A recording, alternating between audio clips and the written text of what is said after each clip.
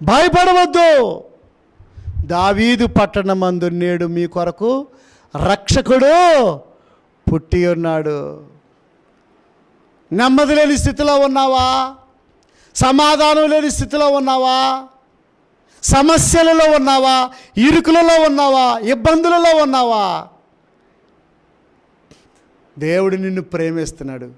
దేవుడు లోకమును ఎంతో ప్రేమించెను, తన అద్వితీయ కుమారుణ్ణి ఈ లోకానికి పంపెను. దీనిలో ప్రేమ ఉన్నది, ప్రేమ ఉన్నది.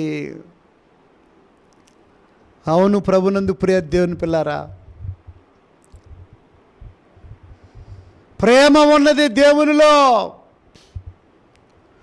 మొదటగా ఆయనే మనల్ని ప్రేమించాడు, ఆయనే మన కొరకు ఈ లోకానికి వచ్చాడు.